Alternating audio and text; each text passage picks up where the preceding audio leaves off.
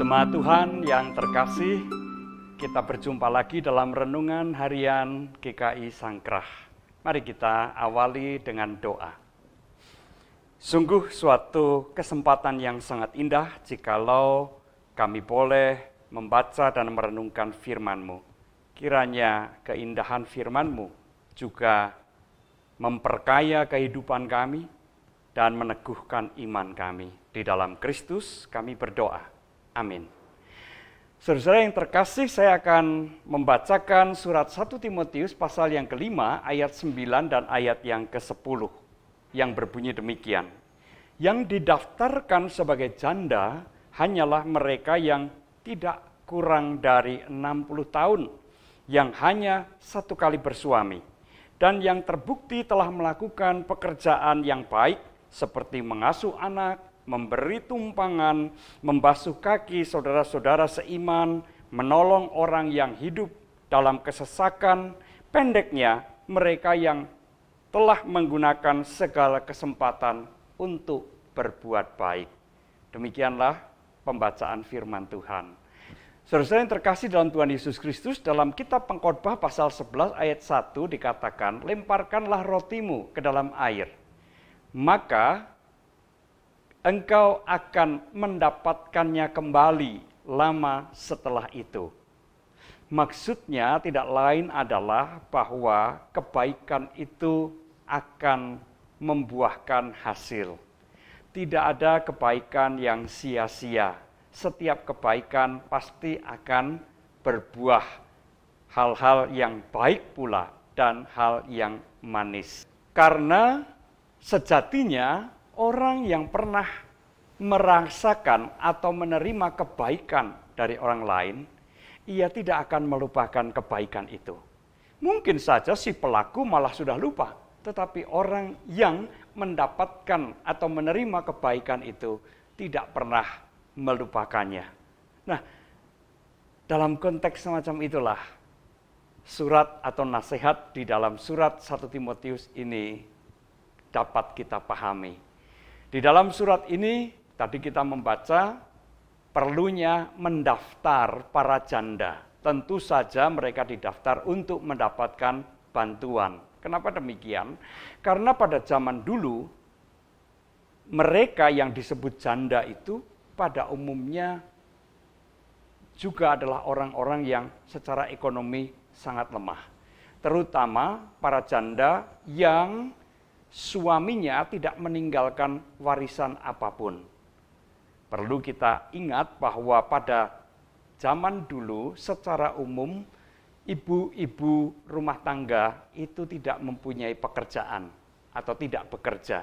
Sehingga ketika suaminya meninggal, ia pun tidak memiliki kemampuan untuk bekerja atau menghasilkan sesuatu untuk hidupnya. Dan oleh karena itulah orang-orang semacam ini perlu mendapatkan perhatian, dukungan, dan bantuan. Tetapi sesuai yang saya kasihi di dalam nasihat dalam surat 1 Timotius tadi, tetapi ternyata tidak semua janda perlu mendapatkan bantuan. Mereka yang masih muda tentu mempunyai kesempatan untuk menikah lagi. Atau para janda yang suaminya memberikan warisan yang banyak, yang berkelimpahan, sehingga secara ekonomis para janda ini tidak berkekurangan.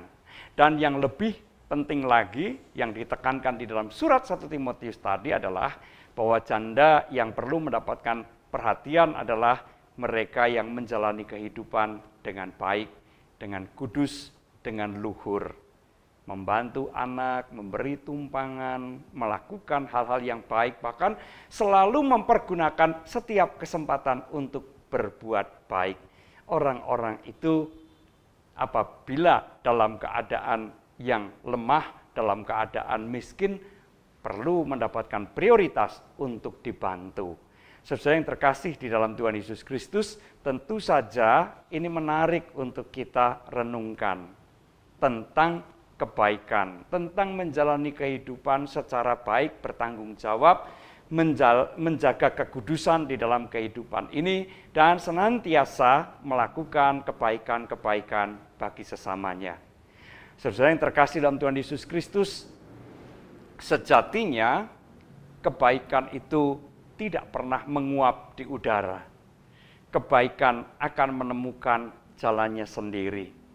Apabila seseorang rajin, tekun, tidak jemu-jemunya melakukan apa yang baik, ia akan dikenal sebagai orang yang baik, sebagai orang yang murah hati, sebagai orang yang punya perhatian kepada sesamanya. Dan suatu saat ketika ia membutuhkan bantuan, sudah pasti akan banyak orang yang membantunya. Bantuan tidak harus berupa materi. Ada banyak hal yang dapat disebut sebagai bantuan. Saudara yang terkasih di dalam Tuhan Yesus Kristus, karena kita ini adalah makhluk dan manusia yang tidak sempurna, sudah barang tentu kita membutuhkan kehadiran orang lain untuk menolong dan membantu kita. Mungkin secara harta kita berkelimpahan, berlebihan. Kita tidak membutuhkan dukungan, sokongan dari orang lain. Tetapi tidak berarti bahwa kita tidak membutuhkan bantuan apapun dari sesama kita. Oleh karena itu, kita perlu memperhatikan apa yang Tuhan firmankan. Janganlah jemu berbuat baik. Milikilah kepedulian kepada orang lain. Karena suatu saat kita pasti membutuhkan bantuan, dukungan, dan pertolongan dari orang lain. Apabila dalam kehidupan ini kita dikenal sebagai orang yang tidak pedulian terhadap orang lain, maka suatu saat ketika kita membutuhkan bantuan, dukungan, pertolongan dari orang lain, kita akan sulit mendapatkannya. Tetapi sebaliknya, jikalau kita dikenal sebagai orang yang murah hati, yang ringan untuk memberikan bantuan kepada orang lain, maka suatu saat ketika kita membutuhkan, akan ada banyak orang mengulurkan tangan, membantu kita dan menolong kita. Firman Tuhan juga menasihatkan, jangan jemu-jemu melakukan apa yang baik, karena suatu saat kita akan memetik buah-buahnya.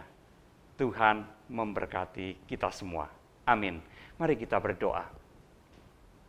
Bapa di dalam surga, terima kasih karena kembali Engkau mengingatkan panggilan kami untuk hidup secara bertanggung jawab, hidup dengan baik di antara sesama kami.